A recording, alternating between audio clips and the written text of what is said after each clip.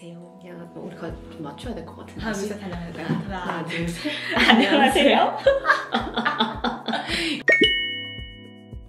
진짜 처음에 어색해서 어떻게든 익숙해질 것 같아요. 그래요. 네, 일단은 우리 소개. 반갑습니다. 저는 섭식장애 유튜버 이진솔이라고 합니다. 저는 저는 8개월 된 아이를 두고 있는 상담사, 섭식장애를 전문으로 상담을 하려 하는 상담사 김유나입니다. 네, 일단은 저희는 굉장히 어색하지만 이팅 투게더라는 이름으로 아마 앞으로 유튜브 채널과 팟캐스트와 카페 등을 통해서 여러분들과 섭식장애 이야기를 함께 해 나가게 될 것 같아요. 그래서 오늘 대망의 첫 영상은 고민 상담. 그럼요. 고민 상담이 아무래도 제일 좋아하실 것 같아서. 맞아요. 접근이 쉬우니까. 네, 그래서 오늘은 그 윤아 선생님의 책 또 먹어버렸습니다. 여기 어딘가에 띄울 책. 그 출간하실 때 이벤트로 진행한 이제 비대면 심리 상담에 신청해주신 내용을 각색을 했어요. 제목은 식이장애는 극복하고 싶지만 다이어트도 병행하고 싶어요. 의식이 있는 나이부터 저는 항상 제 몸이 불만족스러웠어요. 솔직한 마음을 적자면 다른 사람들보다 예쁘고 싶었고 더 마르고 싶었고 누가 봐도 눈에 띄었으면 했어요. 뚱뚱 통통하던 10대 시절과는 달리 20대가 들어서면서 저한테 맞는 다이어트 방법을 찾은 건지 살이 잘 빠지더라고요. 23살 여름에는 하루에 1500칼로리 식단을 철저히 지키며 운동도 병행해 43kg가 되었죠. 그치만 강박도 최대치를 찍었답니다. 음식이 너무 무서웠고 시간 단위로 식사와 운동 계획을 세웠답니다. 약속을 잡을 때도 제 식단을 배려해주는 사람만 한 달에 2회 이하로 만났어요. 그러다 보니 아이러니하게 저의 가장 마른 시절을 본 사람은 극소수예요. 결국 무리한 다이어트로 인해 멘탈이 터져버렸고 23살 하반기에는 눈만 뜨면 음식만 찾는 생활을 하면서 2달 만에 60kg가 되었습니다. 그 이후로도 평소에는 밀가루와 단 음식을 철저하게 피하는 다이어트의 삶을 살다가 한번 터지기 시작하면 마구 먹고 있어요. 여전히 마르고 싶지만 마르지는 못하고 식이장애에서도 벗어나지 못하는 저는 어떻게 하면 좋을까요? 저희가 처음 하는 거여서 일단 오늘은 러프하게 해보겠습니다. 아니 맞아. 이 제가 어쨌든 많은 사연 중에 요 사연을 가지고 온 이유가 사람들이 생각하기에 혹은 섭식장애 겪는 분들도 생각하시기에 되게 가장 많이 겪는 가장 그러니까 사람들이 흔히 섭식장애는 이런 것이다라고 생각하기 쉬운 그 증상이 사실 요 대표적인 사례 중에 하나라서 가지고 온 거거든요.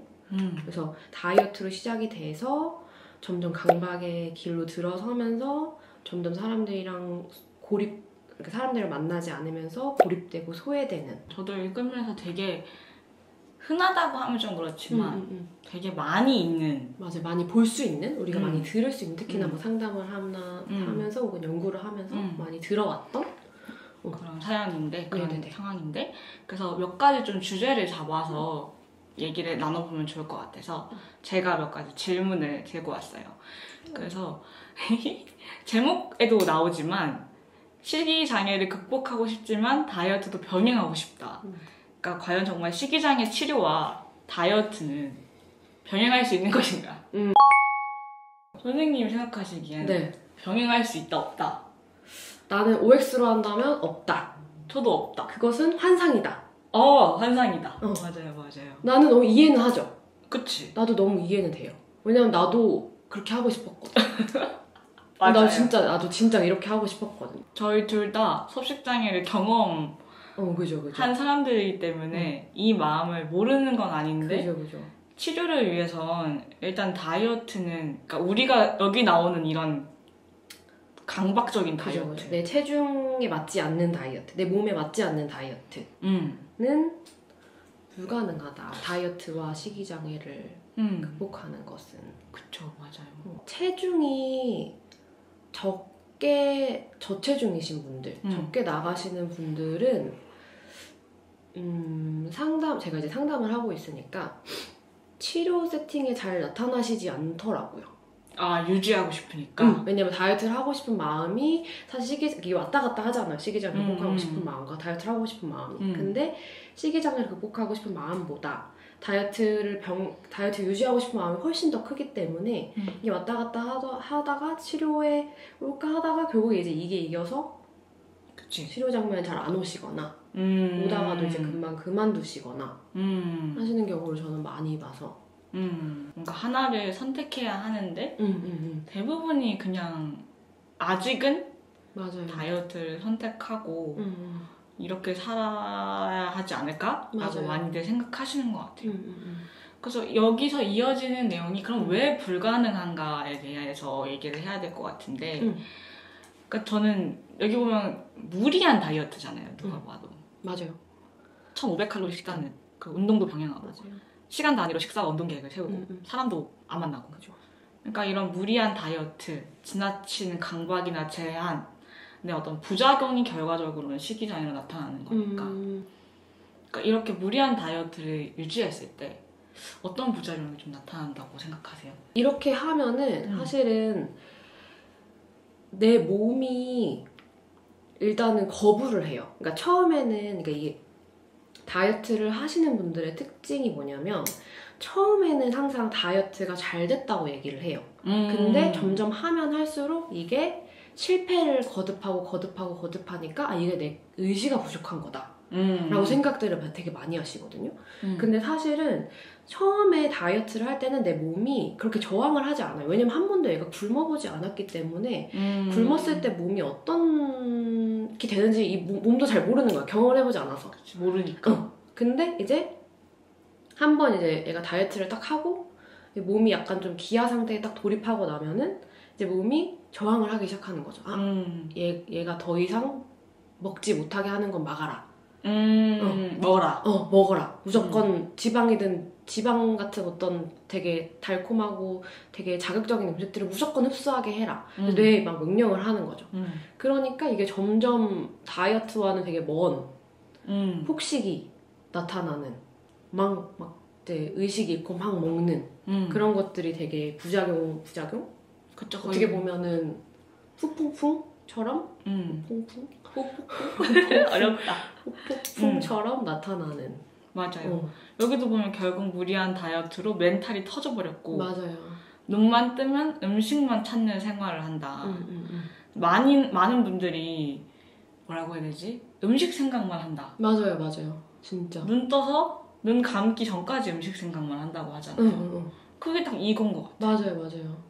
진짜 그 외에 제가 책 쓸 때 그런 연구 결과도 있었는데 실험이 있었어요. 그러니까 실제로 어떤 정확히 기억은 안 나는데 뭐 어떤 그냥 건장한 남성들을 데리고 며칠을 굶기는 실험을 했더니 진짜 하루 종일 음식 레시피 같은 것만 찾아보고 되게 음식에 그러니까 원래 그렇지 않았던 사람들이 되게 막 갑자기 막 요리 같은 데 되게 골몰하기 시작하고 그리고 이제 심지어 도벽도 생기고 음식과 관련해서 그치.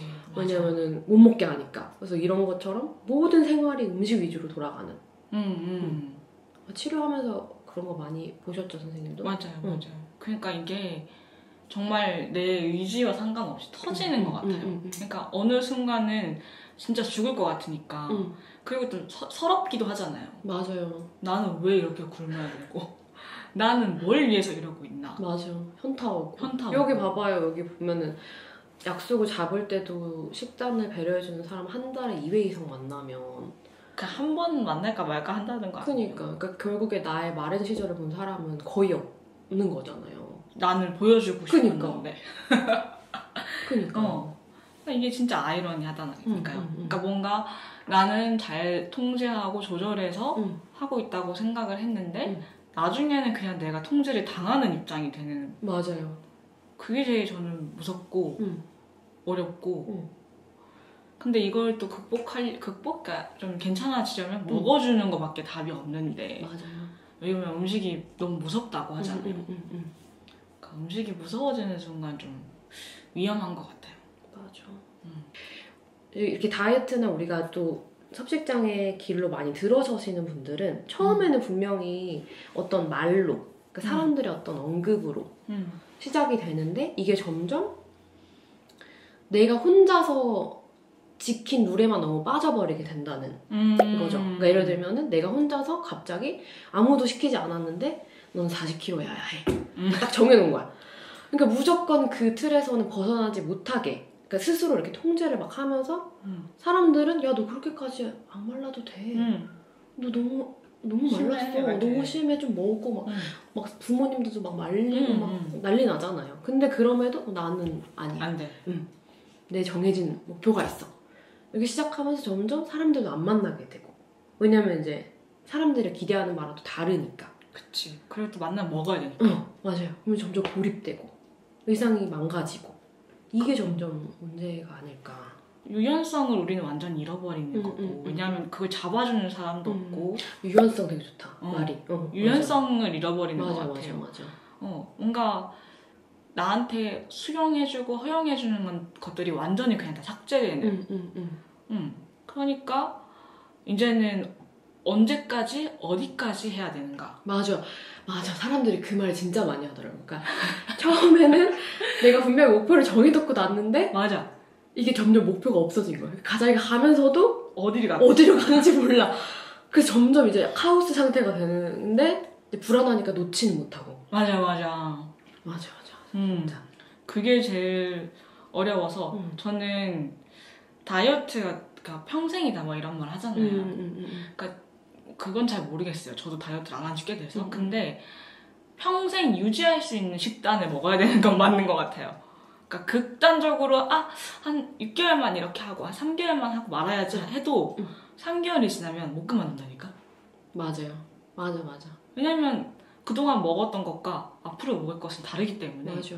살이 찔 수밖에 없고 그러면 이제 그걸 어떻게든 해보겠다라는 다양한 또 상황들이 생기게 되겠죠. 맞아. 그래서 그러니까 이게 되게 사회적으로는 그러니까 어떤 방법이 항상 있는 것처럼 얘기를 하잖아요. 그러니까 나도 진짜 다이어트를 내가 이제 한 6년 정도 식장애를 겪었지만 그 기간 동안 내가 다이어트만 사실은 되게 열심히 한 거잖아요.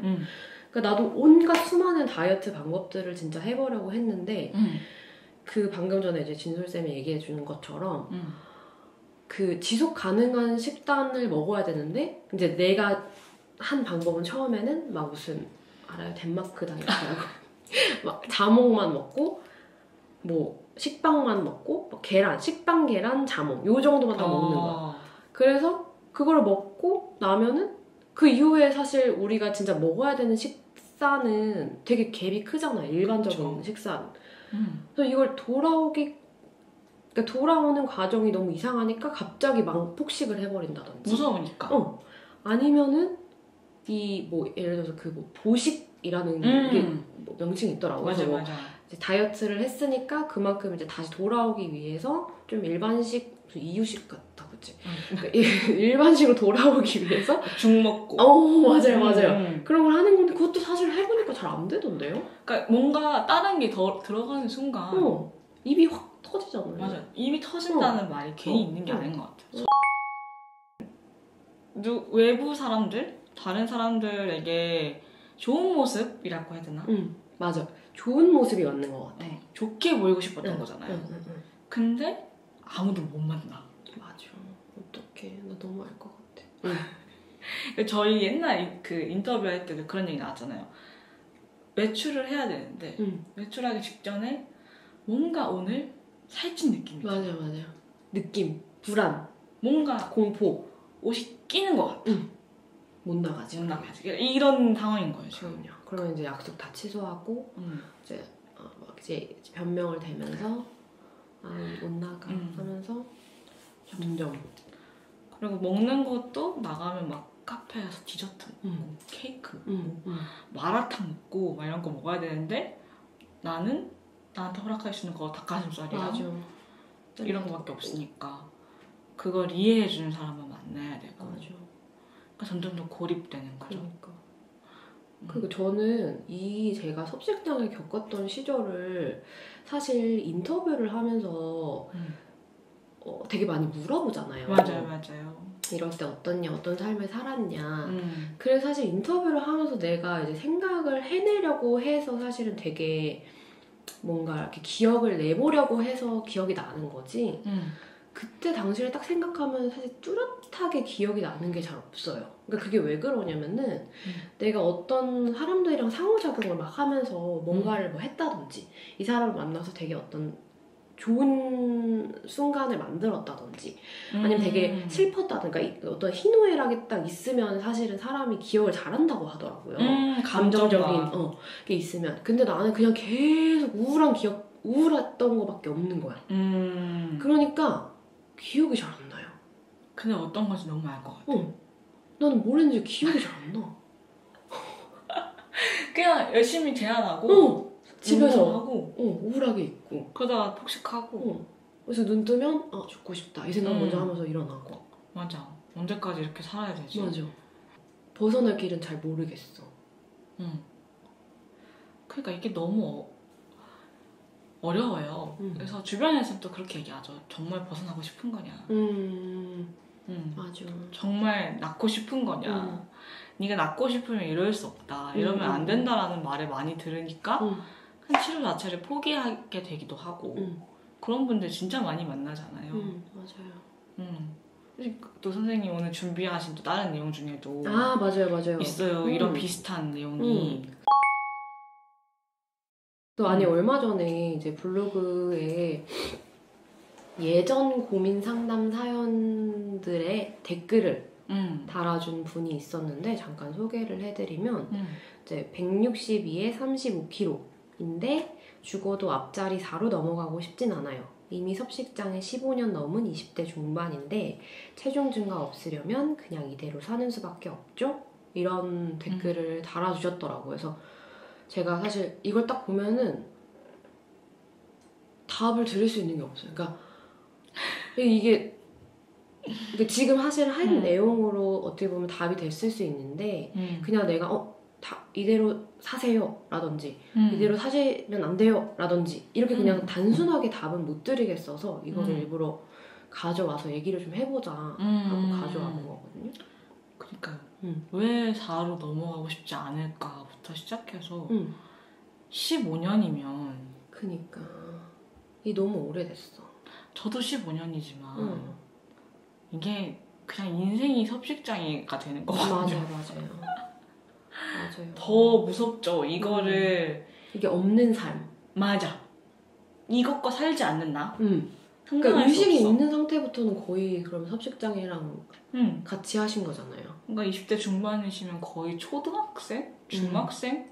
맞아요. 거의 초등학생 때부터 이렇게 제한하면서 살아오셨다는 건데 그래서 아마 이거는 이제 추측이고 이분에 대한 얘기는 아니지만 이런 경우에 이렇게 오래된 경우에는 내가 지금까지 살아오면서 붙잡고 있었던 게 몸무게와 이 섭식장애밖에 없기 때문에 이걸 놓는 순간 이전에 내 삶은 뭐가 되지? 그게 되게 중요한 것 같아. 없는 삶이 되는 거야. 맞아. 아예 그냥 내 삶은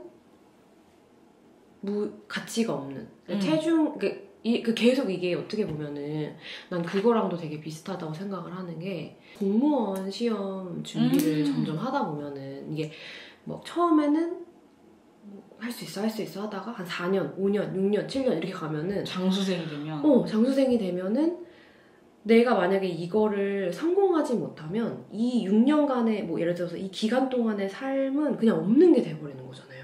그쵸, 그렇게 느껴지죠. 그러니까 맞아, 없는 것처럼 느껴요. 그러니까 이게 더 놓지 못하고 왜냐면 내가 이거를 실패하는 순간 너무 가치가 없어져 보이니까 그래서 이걸 더 놓지 못하는 이런 거랑 되게 좀 비슷하다는 생각이 방금 들어서. 맞아요. 이걸 놓는 것도 용기가 엄청 필요한데 맞아요. 맞아. 쉽지가 않죠. 그래서 이제 우리가 나중에 카페나 이런 거 좀 활동을 하고 싶은 게 사실은 그러니까 어떻게 보면 이거를 놓지 못한다면 이 다이어트를 놓지 못한다면 대신에 다이어트도 있지만 다른 삶도 분명히 있을 수 있다는 거. 그러니까 앞자리를 예를 들어서 지금 여기서 삶을 놓지 못한다면 놓지 못하더라도 다른 삶도 있을 수 있고 혹은 놓아도 혹은 그러니까 놓더라도 다른 삶이 있다라는 거를 조금 알려주는 게 훨씬 중요하잖아요. 지금 당장 너 대안도 없이 너 그거 놔. 맞아, 사실은 무섭잖아. 그러면은 진짜 그냥 죽으라는 소리처럼 들리고 맞아요. 이거 죽고 사는 문제야. 거의 공포에 가까우니까 내가 이거 없으면 그냥 죽으란 얘긴데 나한테는 그런 생각이 드니까 이제 어떻게 보면 대안을 만들어주고 이런 삶도 있지만 사실은 이런 게 아니라 다른 삶도 분명히 있을 수 있다. 맞아. 이런 대안을 많이 좀 알려주면 그래도 조금씩 이걸 놓아보려는 게 되지 않을까. 그러니까 이 양자택일의 문제가 아니라 아예 다른 선택지가 생기는 거고 아예 다른 일상이 생긴다는 건 저는 오히려 그게 더 편했던 것 같아요. 물론 시간이 오래 걸리고 좀 힘들기도 하겠지만 사실 당장 다이어트나 이 체중 증가는 이해 못 하시는 분들도 많지만 이 섭식장애 환자들 그리고 이런 이상섭식이라고 하는데 약간 이렇게 어려움을 겪고 계신 분들한테는 정말 죽고 사는 문제이기 때문에 그거를 강제로 뺏을 수 없다고 생각해요. 뺏는다고 하면 치료를 안 오겠죠. 맞아요. 치료를 안 오시죠. 이해받지 못했다고 느껴지니까. 그러니까 충분히 그럴 수 있고 그렇게 생각할 수 있고 그걸 다 이해하고 이렇게 해석해 나가는 시간도 필요하고 동시에 그럼 아예 다른 걸 삶에 들고 와보자를 해보는 거죠. 솔직히 말하면 여기 이 블로그 댓글도 오늘 이 사연도 양자택일의 문제는 될 수 없다. 맞아요. 사실 이 말이 무슨 말이냐면은 그냥 삶이 다이어트거나 아니거나 둘 중에 하나예요 라고 이렇게 딱 보는 거거든요. 그렇죠. 사실 인생은 살이 그러니까 찌더라도 뭐 이렇게 여러 가지가 있고 빠지더라도 여러 가지가 있고 그러니까 내가 어쨌든 인생에서 다양하게 뭔가를 해야 되는데 그게 아니라 그냥 내 삶은 다이어트 or not 이시니까 이게 너무 삶이 힘들어지는 거죠. 무섭죠. 그리고 뭐 하나를 버려야 한다고 생각이 들고 다이어트 외의 삶을 경험해보는 거 그게 진짜 중요한 것 같아요. 맞아요. 그래서 사람도 좀 만나보고 상담을 하면서 이제 어떤 케이스가 있었냐면은 이거는 지금 동의를 받아서 얘기를 하는 거예요.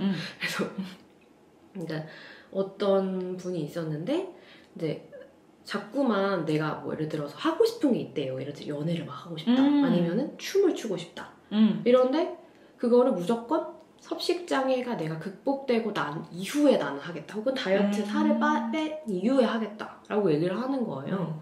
그래서 나는 제가 상담을 했으니까 다 좋으니까 일단은 같이 해보자. 일단 시도해보자. 왜냐면은 다이어트를 하고 나서 혹은 섭식장애를 극복하고 나서 춤을 추고 연애를 할 수도 있지만 그러면은 어떻게 보면은 내가 마를 때만 연애를 해야 되고 마를 때만 춤을 출 수 있고 이런 사람이 되지 않냐. 그냥 뭐 춤을 추던 연애를 하던 내가 어떤 몸이든 상태에서 그냥 춤도 추고 연애도 하고 할 수 있는 사람이 되면은 훨씬 더 되게 유연해질 수 있잖아요. 그래서 같이 해보자라고 얘기를 되게 많이 했거든요. 그래서 실제로 그분이 되게 진짜 막 울면서 울면서 춤추러 가고 어떡해. 나 너무 힘들다고 나 사람들이 너무 뚱뚱하다고 생각해서 또 옷을 입고 하니까 또 막 나는 또 이렇게 타이트한 옷 입고 이러면 사람들이 나 되게 막 이상하게 볼 것 같다. 그래서 하다가 이제 처음에는 막 그렇게 되게 힘들어하고 울고 막 가다가 이제 계속 가다가 그래서 해보자라고 해서 했더니 지금까지도 이제 되게 춤을 좋아하고 그래서 그런 거를 좀 많이 해봤으면 좋겠죠. 여러분들도 맞아요. 시기장애를 겪든 아니든 솔직히 섭식장애는 한 번에 중독 같은 거잖아요. 근데 이건 먹는 것과 이어져 있어서 맞아. 사람이 안 먹고 살 수 없잖아요. 그러니까 삶이랑 너무 밀착이 되어 있는 문제여서 다음 단계로 가는 것보다는 같이 해나가는 게 제일 중요하지 않나. 맞아요. 우리 시작할 때도 솔루션은 없다였는데 정말 솔루션은 없어. 맞아. 이게 단순히 솔루션을 이렇게 준다고 해서 사실은 그들도 알잖아요. 내가 적당하게 다이어트를 하면은 이렇게까지 심하게 되진 않을 거라는 것을. 근데 이거를 어쨌든 포기하지 못하는 거니까. 맞아. 저희 인터뷰도 그렇고 섭식장애 관련된 막 영상들 댓글 보면 다 똑같은 말이잖아요. 적당히 먹고 적당히 운동하면 되지. 왜 그렇게까지 하냐. 그러니까 사실 솔루션은 정말 그냥 흔하게 얘기할 수 있는데 그게 솔루션이 될 수 없다는 걸 알고 있기 때문에 그죠. 얘기를 하는 거죠. 그리고 맞아. 굉장히 개인적인 뭔가 사건들과도 연결이 되어 있고 맞아. 기질, 성격, 맞아. 환경. 맞아.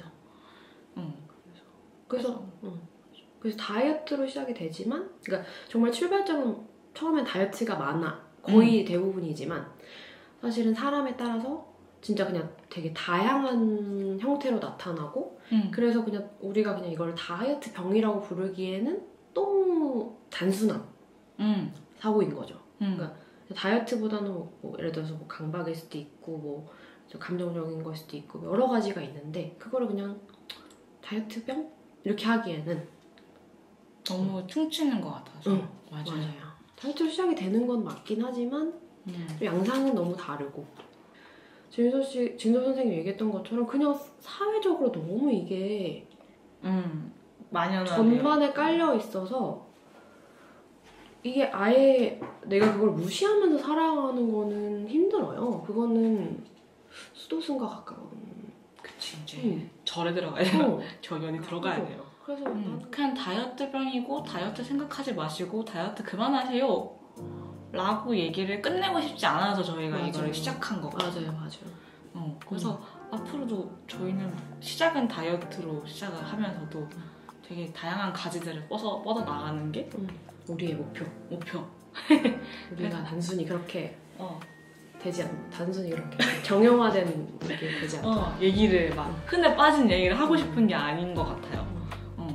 그래서 오늘 결론은 사실 계속 했지만 뭔가 하나 선택하는 것보다 좀 더 내 삶에 다양한 것들을 넣어보고 유연하게 생각해보고 그걸 연습하는 게 필요하다. 그리고 내가 왜 다이어트를 시작했고 무엇을 위해 하고 있고 이런 것들을 생각해보는 것도 필요하지 않을까. 그렇죠. 선생님은 마지막으로 정리하고 싶으신 게 있으세요?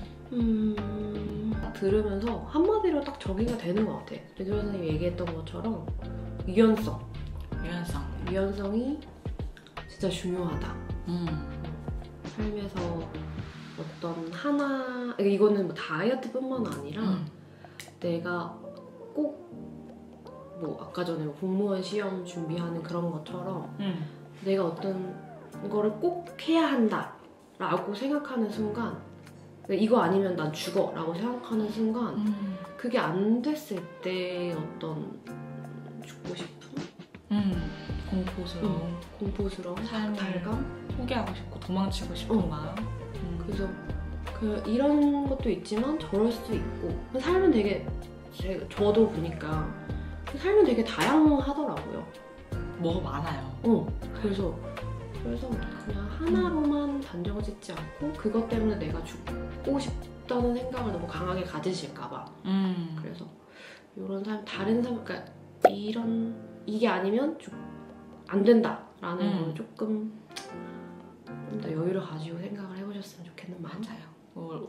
이 병의 특징이기도 하잖아요. 극단적인 뭐 아니면 도 흑과 백으로 나눠지는 건데 그 밸런스라고 해야 되나 중간이 약간 되게 재미없잖아요. 맞아. 그 재미없는 거를 받아들여야 된다. 맞아. 이것이 삶이다. 막 극한으로 나를 내모는 것이 삶이 아니다. 맞아. 이제 그런 얘기를 하고 싶었고, 오늘은 첫 시간이어서 이렇게 선생님의 책과 관련된 이벤트에서 받은 사연을 얘기해 봤는데, 저희가 앞으로는 또 직접 보내주시는 사연도 함께 얘기해 보고 싶어서 어디로 보내면 되죠?